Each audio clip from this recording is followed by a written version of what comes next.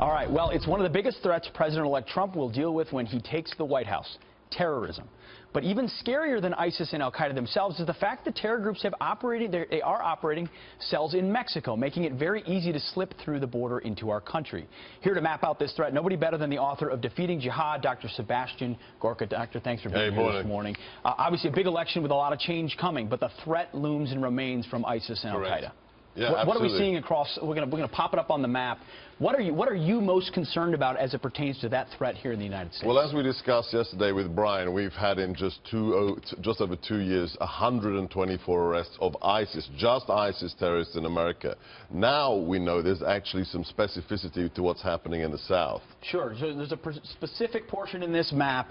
Where are we looking at? Let's go to right down in here, right? Right down in here. Put it in context. I was just in Arizona. A border control agent came up to me proactively and said, "It's out of control. We don't have control of the border," which is not new news to our audience. But this might be new, specifically what we're looking at down here, Doctor. Right. So here is this really troubling area. There's about a 60-mile stretch down here, the West Texas area, towards New Mexico, just around here, where the border is not secure. So near El Paso, yeah. Correct.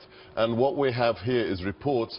The State Department, D.C., tries to deny these, but when you talk to Judicial Watch, that actually goes down there, talks to the local police officers, they say this area is being used by jihadis. Jihadis are cooperating with the local coyotes, being smuggled across. There was one case where 4 ISIS terrorists were found to have used this area to cross into America. How does Judicial Watch know that? Where are they getting their information, and what's the specificity? So the Texas Department of Public Safety and FOIA, and also from the Mexican authorities. One of the most disturbing things is on the mirror side of El Paso, right about here, there is a report of an ISIS training camp in Mexico. Wow. Yeah. So reports of an actual ISIS training camp just on the other side of the border, attempting to utilize this porous portion here to come into the United States. And one last thing that really puts it all together, they have managed to find reports. Do you remember the first ISIS attack in America?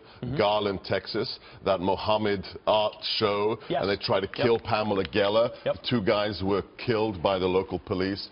An associate of those individuals said, "My ISIS brothers in Texas and Mexico assisted in that attack." And we do know that the drug cartels, at the right price, have been more than happy to work with jihadis to facilitate that. Think about it. You've got a smuggling route, okay?